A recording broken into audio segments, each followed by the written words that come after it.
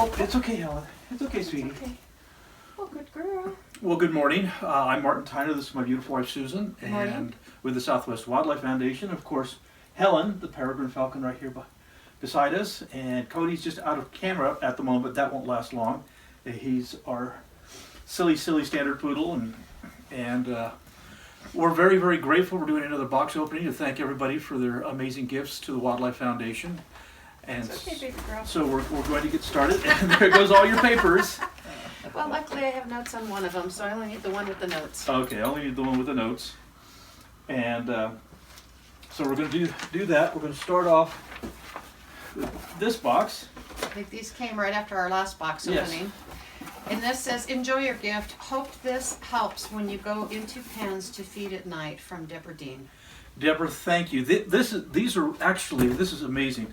This is a lantern that I can carry with me. And these are really super high quality 300 lumina lanterns that will help me out in the rehab facilities when it's dark and in the chambers, and also we've had 2 power outages in the last week. The power has been off for several hours, and so thank you so very, very much. And these will get well used, and these are actually quite heavy and quite durable, so thank you. Thank you, that's really nice. Sure. And this one has a note with it. You read the gift for you. Is that for you? Is that Cody's gift? Uh-huh. This says, enjoy your gift for all you do, Susan, and toys for Cody. Love the zebra look, from Deborah Dean. I bet you these are Cody's toys. I bet they are And too. I'm going to see what's in here. Cody, you got new toys? He said, what's Mommy got? Mommy's got something. Mommy's got something. Oh, a very, very pretty little necklace. It's not for Cody. Oh, you don't think Cody should wear that? No, he'll swallow it and then he'll have a chain hanging out of his behind. Yep, it's a beautiful bird. It's like soaring in the air. Get up close here for a minute where you can see it. There we go. I'll open this bag. What you got, Cody? I got goodies for you. Oh, Cody needs a duck. somebody hates me. Does it squeak? Take it out of his bag. Cody says he needs a new toy. Cody needs a new toy. Here, Oh, take one out of its bag. The rest can stay for a little while. okay. You want that one? Is that the one that you want? You want the duck? Don't poodles like ducks? Watch your nose. You want a new toy? Huh? He says yes. Yes, I want a new toy. I know you've got something for me there. Cody, what's that? What's Dad got? What is this, Cody? Hey. No, he's going to look for a toy. That's a toy. You want that one? That's a new toy. Toy? Okay. New toy? And it's Okay. a And just a whole bag toy. of new toys for Cody. Oh, lots of toys. Looks like a skunk. And like I said, if somebody hates me, they got a Hey, good Greg, squeaker bring in it. here. Bring it here. Is that a good duck? Yeah, he likes squeaky toys and he likes does. furry toys. Oh my goodness, a whole bag full of things. Lots and lots of toys for Cody. Doggy and a tennis ball. You like the duck, don't you? Yeah, he does like ducks. And something else furry. It looks like a lot of unstuffies furries, which are good. A lot of dogs pull out the stuffing. And, cleanup bags. Thank you, Deborah. Thank you so very much. Cody's too busy with his toy to stop and say thank you, but Yes, he loves he it. is. He loves his toys. Let's see. There's not another note in there? Oh, there is This one one more. says what it is, but it doesn't say who it's from. Hi, Martin and Susan. Thanks for all you do. Susan Wishner. Oh, And it Susan, looks what like do we got a here? Oh, heavy-duty a heavy-duty power bar. strip. Yes. Power bar. Wow, that's terrific. This An is extension cord. this is a real nice heavy Kind one. of a workbench mount, so that'll go out in the triage facility. That'll go out in our triage building to give us power in less accessible places where we need it. So, Susan, thank you so very much. Thank you very much. That's wonderful. Wow, that's a good one too. That's a heavy duty one. Thank you, Susan. Thank you so much. Is it good, Cody? Is it really, really good? Oh, while he's opening this, I just want to say thank you everybody who's been donating to our fundraisers, Founders Birthday Fundraiser. Thank you very much. I looked this morning and it looks like we are already at $5,725 and donations are still coming in. Yes. Thank you. Thank you so much, and that money will go to replacing our car to help us get out and rescue the injured wildlife. And do programs. And do our wildlife programs. This is great. This is another gift from Deborah Dean. Deborah, thank you so much. Mite and Lice Spray. This is the exact brand that I use for treating all of the raptors that come into our rescue center. And, that's always a big deal. How many are in there? There's 3. 3 bottles. So that's Thank going to you, last us a Deborah. long time. That's great. And especially in the spring, summer, and fall, Thank you, the Deborah. lice are horrid. And so one of the first things we do when the animals come in, if they're not too sick, if they're too sick, we have to wait a little while, but if they're not too sick, we treat them for parasites. And so thank you so much. And this will go to really good use. We can use it, so thank you. And so we're traveling a great deal, doing all of our wildlife shows for the schools and the scouts and bird festivals and community events. And we're really excited in January. Is it January that we're going to Lake Havasu? January we're going to Lake Havasu. I believe that's Lake Havasu is on the 16th, if I remember correctly. Let me look. 16th and 17th? The 16th and 17th, I believe, will be the 16th and 17th will be down in Lake Havasu, Arizona. Programs. So if you get a chance to come to Lake Havasu, I'll do my whole show. I'll do the Birds of Prey of the West slideshow plus the live birds. And so we're very, very excited to be down there, and we have more information on the website about that. But if you would like to come and meet the critters, Lake Havasu, again, in the wintertime, is a beautiful place. So please come down to Lake Havasu and join us, and we'll have some fun telling silly stories about raptors. So that's the close stuff right now that we're doing. As Susan opens another box. Here, your knife up. You can find me the I can find you the receipts. The receipts? Yes, I will. Or the notes? And There's the notes. show everybody what it is. This says, enjoy your gift from Eva's Dimbo. Let's see. That might be stuff that Vicki and I were talking about for the critters. Yeah, this is. It is a heat thermostat and the seedling heat mat. These seedling heat mats, the tempers are adjustable, and it's supposed to be, from what we read, my daughter and I were reading, will be incredibly reliable for temperature sets for baby critters this spring. We're going to try one out on the snakes that we've got we've got 2 snakes. We're going to try one out there and see how well and accurate they do, but we're thinking that's going to be more reliable for the baby critters in the springtime. So something that most of you have not known, but our wildlife ambassadors are not just the raptors. We actually have a king snake and a gopher snake that we take to the schools and talk to the children about reptiles and why they are so important to our environment, and they're really quite beneficial. So we're going to test these out on the reptiles that we've got in right now, and these are supposed to be really good, so we're going to try. Like it says, I know they sell heaters for reptiles and things like that, but these sounded like they were way more accurate. We can set the controls for whatever temperature we want. So we're looking forward to trying those out. I think that will be really good for babies. So who? That was from a new name, Eva's Dimbo. If I said it right, thank you very much. EVIS. Thank you so much, Evis. We're so grateful. That was so very kind of you. Thank you very much. It will help us with our baby critters, especially this spring. We've got another one. Good. Well, I figured we were going to test them out, but I figured let's go ahead and get a couple extras while we're at it, because I have a feeling we will need them, and I think they will work well from the reviews we've read online.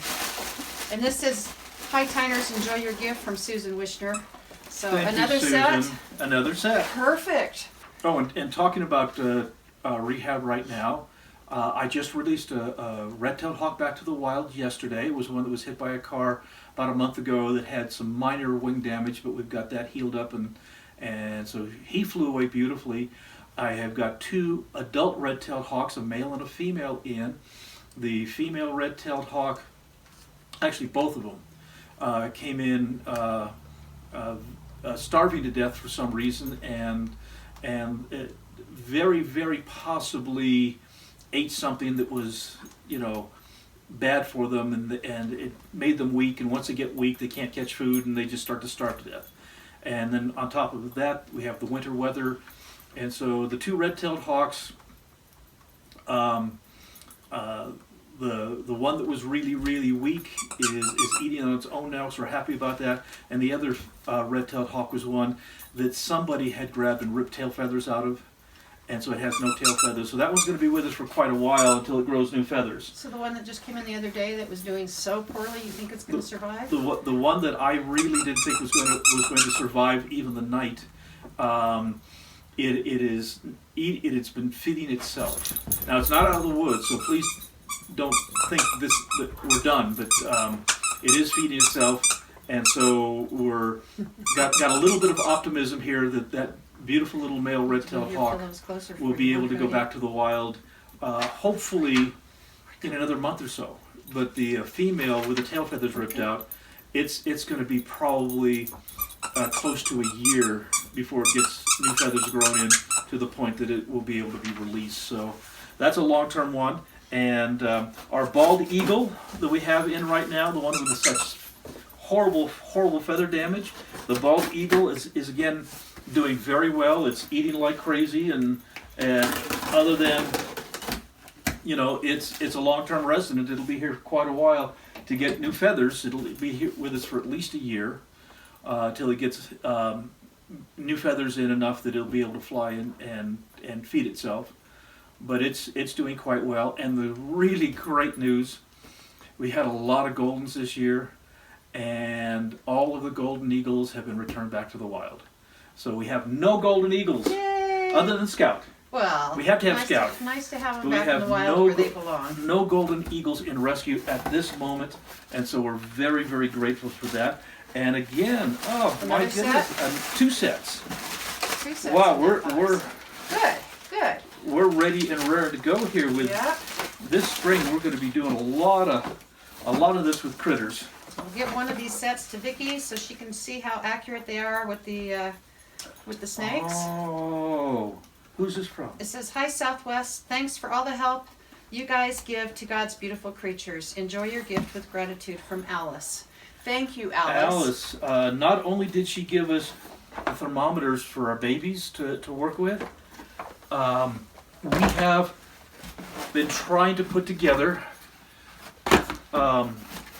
I've got my 2 prairie falcons that we've got them in a flight chamber, and we're going to see if we can get our prairie falcons to lay eggs and raise babies starting next year. And so we've been trying to get this really neat camera setup in the chambers so that we could actually broadcast and let you guys all watch Mom and Dad laying the eggs and courting and raising the babies and that kind of stuff in the chambers. And we've run into a few snags from the rehab chambers, which is out in the back of the property, to the Wi-Fi here in the house. It's just flat too far. And we were talking about needing a router that could broadcast the signal to get it to the house here, where we can then. Is that like a booster kind of a thing? This is a wireless router extension. Awesome! And then you just tune it into I am the so router excited. in the house. And yes, basically we take the cameras and we have them come to the router out there in the rehab chambers, and then from the router out the rehab chambers, it broadcasts the signal to our home, so that we'll be able to hopefully this spring all of you will be able to. Ooh, and another really good plug. Who's this from, Sue? Is this from Susan? This is from Alice. Oh, from Alice. Thank Okay. you, Alice. Thank you. And this is a really Doesn't have good her plug last again. name, but thank you. Alice, this is wonderful. So that's Wow, another are we like excited. extension, heavy duty. Heavy duty So- extension cord. So something that we can plug some power bar. heat things. So you plug one into the back of it, and then if we have critters out there, you can Right. plug in. So these are power bar extension cords that we can use. So wow, this is exciting. Thank you very much. Now, I'm not real good at hooking these things up, so don't expect to see live video anytime really soon. We want to have this set up for spring, when mom and dad prairie falcon are courting and raising babies. So hopefully If we've got a local volunteer that understands this stuff that wants to come help set us up sooner. we always need volunteers to do So all sorts we've of got- things that we're not good at. Got So someone around Cedar City that knows this kind of stuff really well, then we could use your help and we won't have to wait till DG's visit in the spring. yes. So thank you so much for the gifts. They are really, really wonderful. And now we've got two big gifts And while that we're going to. you're unwrapping those giants, Okay. I'm going to read off. We have got in Rodent Pro gift certificates the last few months. We now have a $1,057 credit, and we'll be ordering some soon. And I just wanted to read off the names of these people that have Please. donated.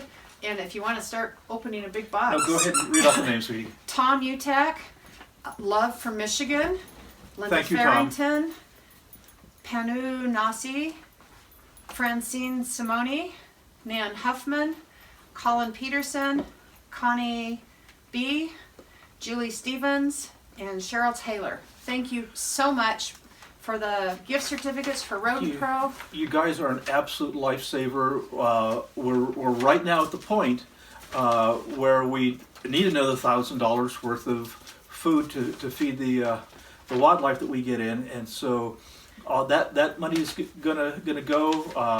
You're doing. Well, Belle's actually doing really good on the jackrabbits. Belle is doing wonderful. Our Harris Hawk Belle, she's been bringing in a lot of jackrabbits for the injured eagles, and that helps us a lot. And then we've had some other people donate, pigeons and things that they didn't want anymore. And again, please understand, we have to feed these animals a natural diet, so we do have to feed them birds and mammals and that kind of stuff. That's what they eat. Especially our little peregrine here. She has to have her birds. And so time to order more mice and rats and quail. Mice, rats, and quail. And so thank you, folks. And we are so excited to have food for the animals.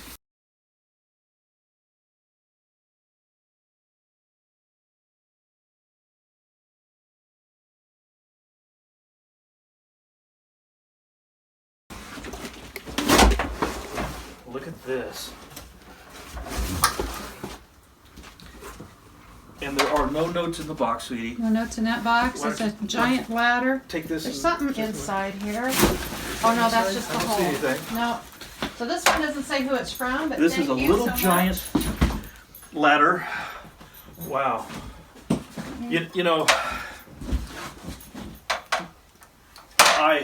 This is cool. We have all of the work that we do at the nature park. I have volunteers that come and help us do work, and I always tell them, please bring tools that, because we just don't have enough. You guys have been donating shovels and rakes, sledgehammers, hammers, screwdrivers. You've been donating a ton of tools to us, and we're very, very grateful. And one thing that we've desperately needed, because volunteers have had to bring, is ladders. My ladder that I have here with our rehab facilities is a small, about a 5-foot tall aluminum ladder. I bought it used at a garage sale, and I have been using that ladder for more than 40 years. And so it's I don't let volunteers use that ladder. It's very rickety and unsafe, and so nobody's allowed to climb on that ladder but me, because if I fall, that's okay. I don't want a volunteer to fall, and so we've really needed some ladders both here at our home with the rehab facilities and at the nature park. And this is a really, really nice ladder. It's looks like it's fiberglass, very heavy duty, and I won't feel bad about having volunteers use this.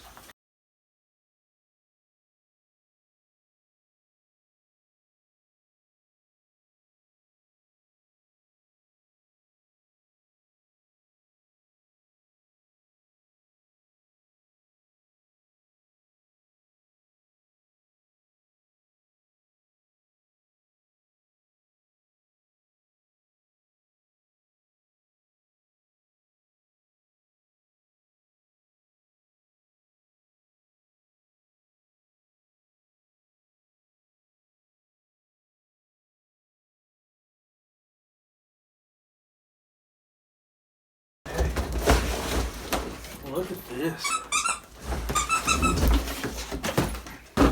You are so patient, Helen. She is incredible. She just puts up with all of this ridiculousness. Wow, Susan, this is amazing.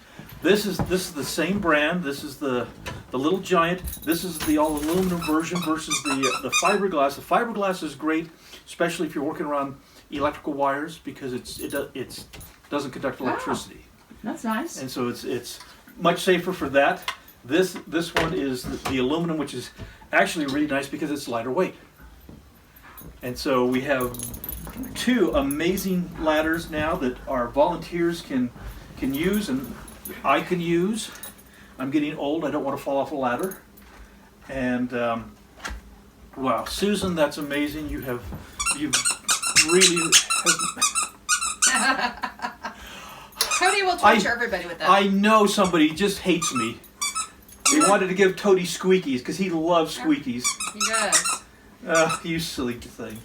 Yeah, Again, folks, thank you for everything that you have done. We are so grateful. So here's a couple pieces we put together. One is a kind of a talk with Martin from maybe about 6 months ago. And then the other is the drive back from the C-Overlook. This is after we released I think the last eagle that was there.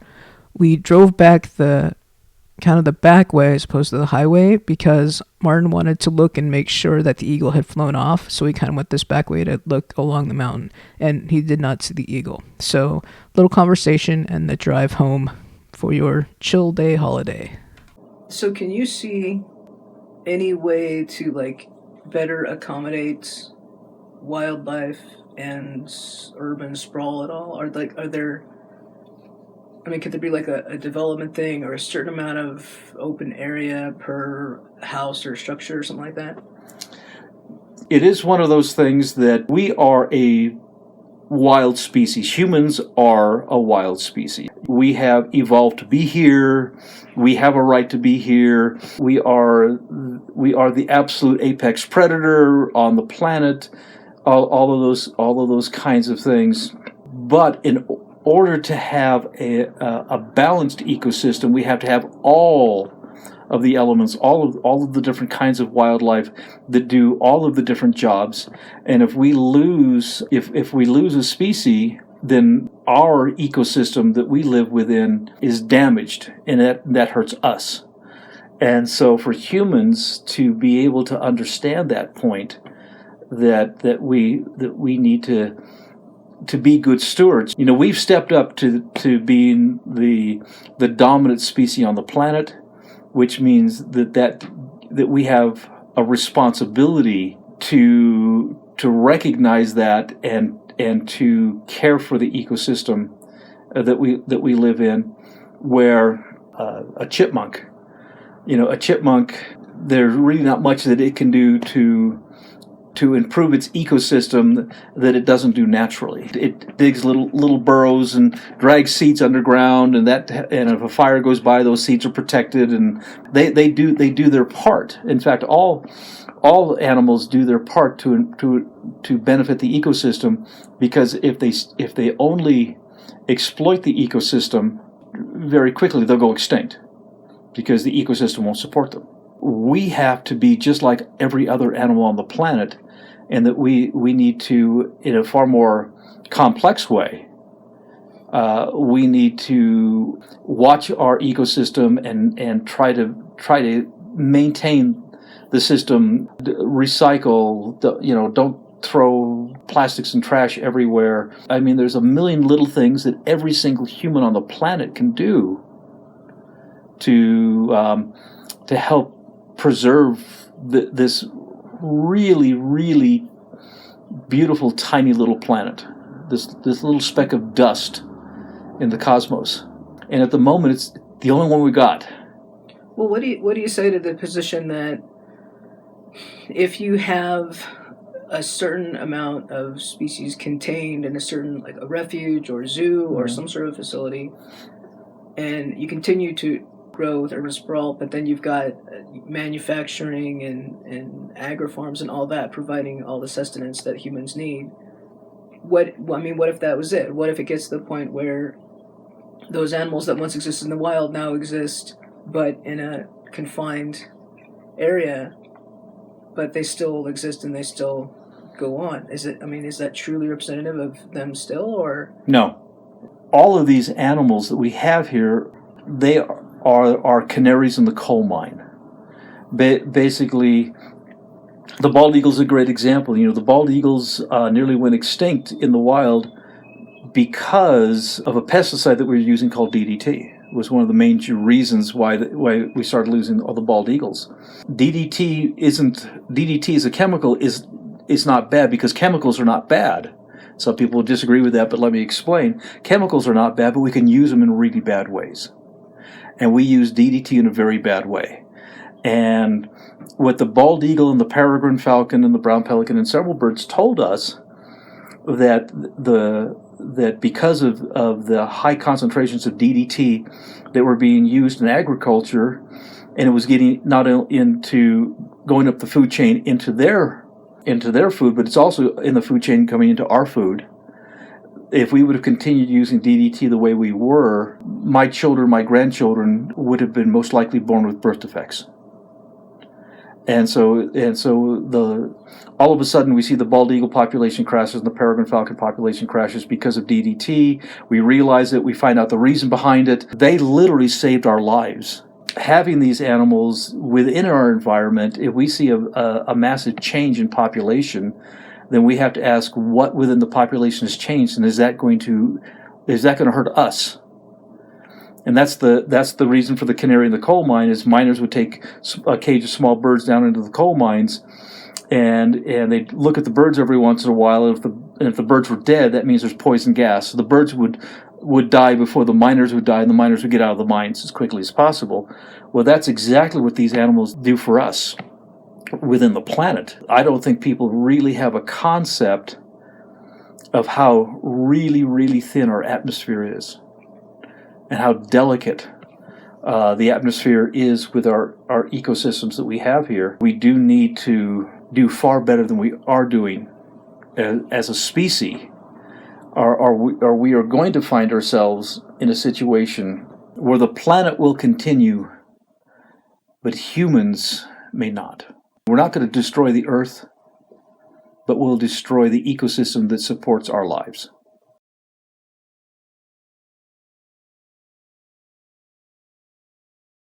You talk about the difference that when people see the difference between dogs and domestics versus wild animals. Dogs are a tremendous example of what humans are capable of doing as far as domesticating wild animals. All dogs came from a common ancestor, a wolf kind of a creature. That wolf creature, and you'll find this even today with wolves and coyotes and some of the other wild dog kinds of animals. They will actually come close to civilization because they find the abilities to exploit human laborers to be able to find food sources.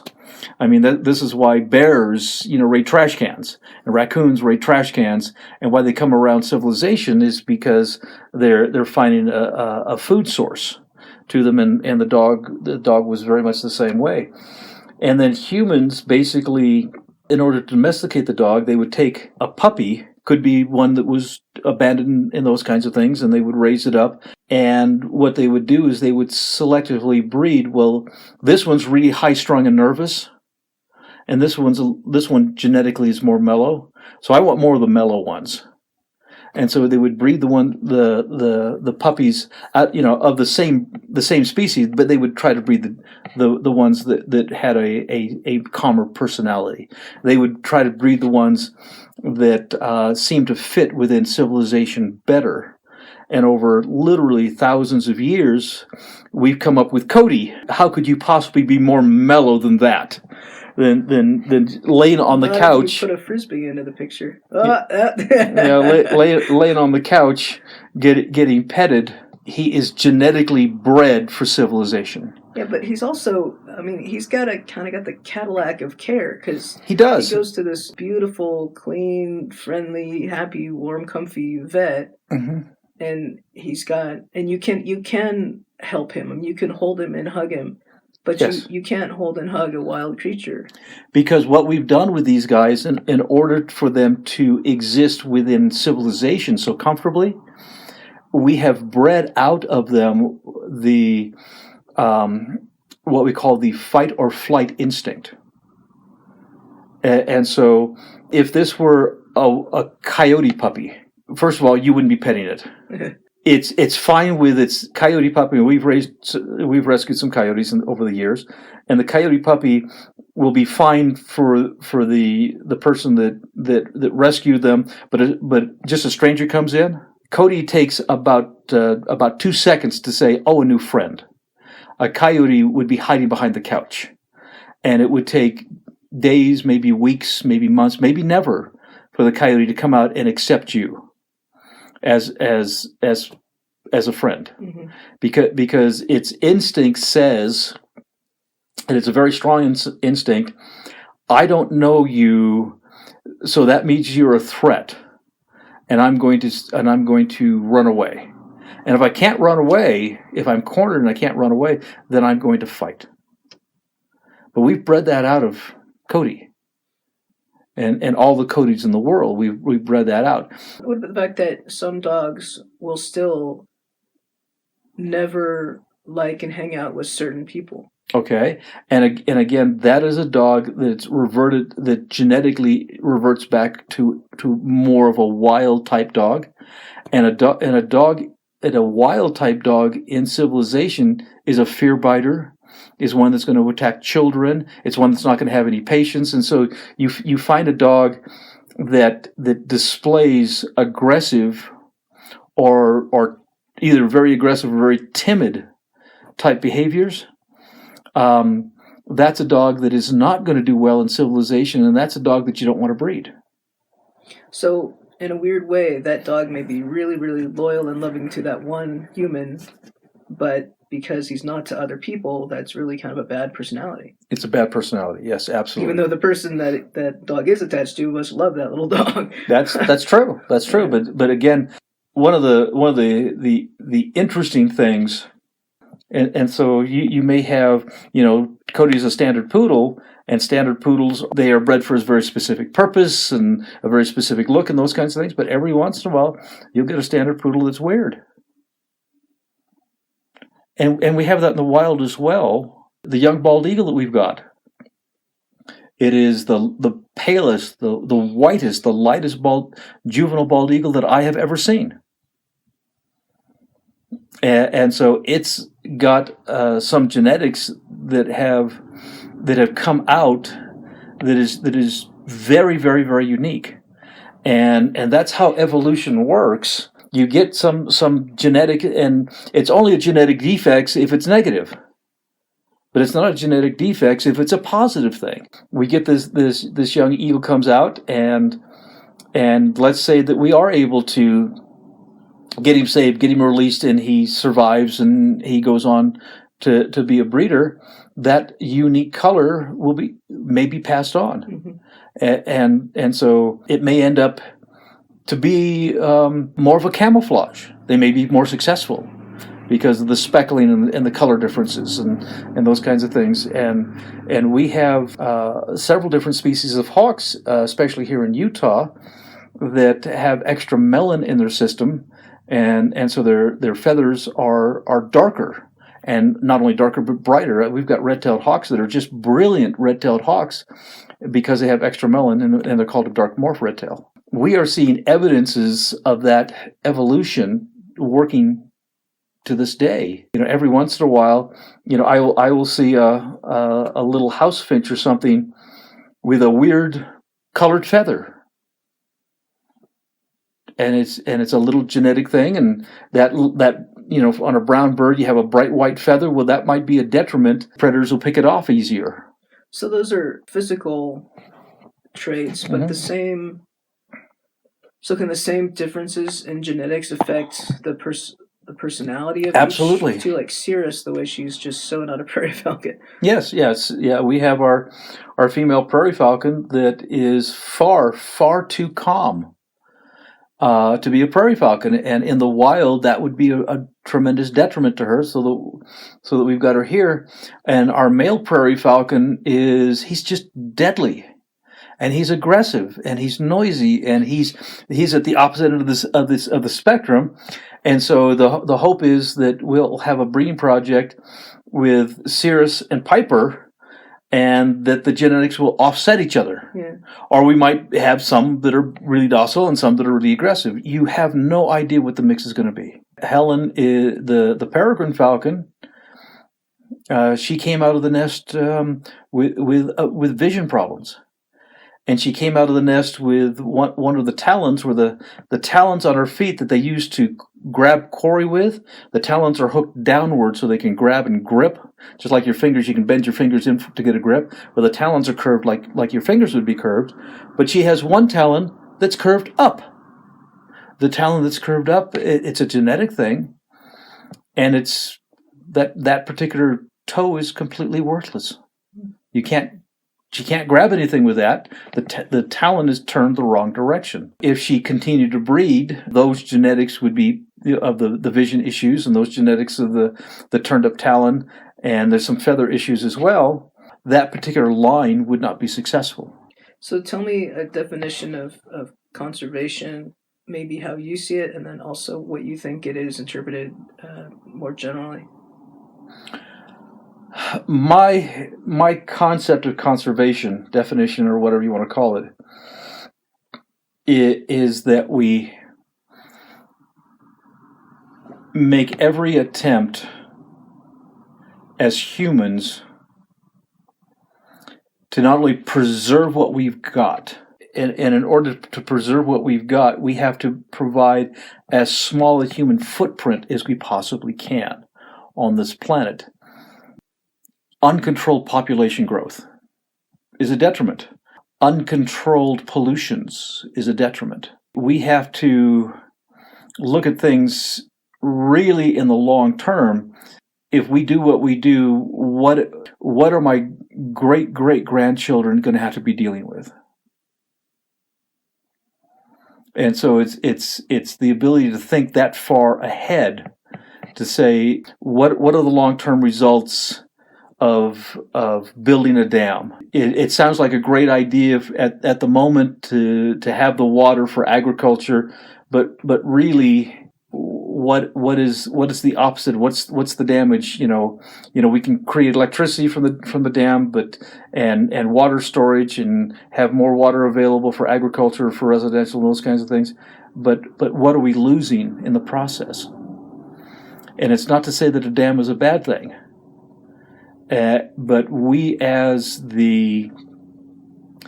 like I said, the apex predator, we are the dominant species on the planet.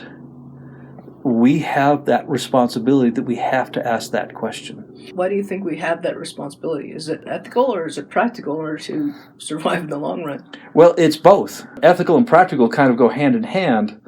If we are not ethical, which means that we're going to exploit stuff, then it's unethical to our children or grandchildren or great-grandchildren and all the way down the line. We may benefit personally from what we're doing, but somebody's going to have to pay the piper at some point in time. I would rather my great-grandchildren, great-great-grandchildren, that kind of stuff, to look back and says, well, my grandfather did everything he could to make his world better. And because of him, our lives are better. So what role do you think that wildlife rehabilitation and wildlife education play in the broader theme of conservation? I've always believed that if you break something, that you should make every attempt to fix it. We know this bald eagle that we've got, we can trace back its current situation to humans, to basically loss of habitats and those to human encroachment is what we can trace this back to. And so here's an eagle, and here's something that we can actually do. Here's an eagle, we can save the eagle's life, we can try to get it healthy and try to get it back in the wild. And so in a very small way, we can try to fix something. And that's what wildlife rescue is. It is taking something immediately and trying to repair what damage that we have done as a species for an individual animal. But that doesn't come close to fixing the problem. That all we're doing is putting a Band-Aid on a little tiny cut. It's a symptom. What actually the most important thing we can do is to become educated. And so with the Wildlife Foundation, we go out and we provide all of these wildlife educational programs to get people to see value in nature, see value in wildlife, and understand why we need to protect and preserve for future generations for the next 10,000 years or whatever. I tell people all the time, I'll go and do a school program, a school assembly program, and talk to 500 children. That school assembly program, that one program, will prevent injuries to wildlife far more than literally the number of animals I can save in a year. So I will save more animals with one school program, and then you put on top of that I do between 100 and 200 wildlife shows a year.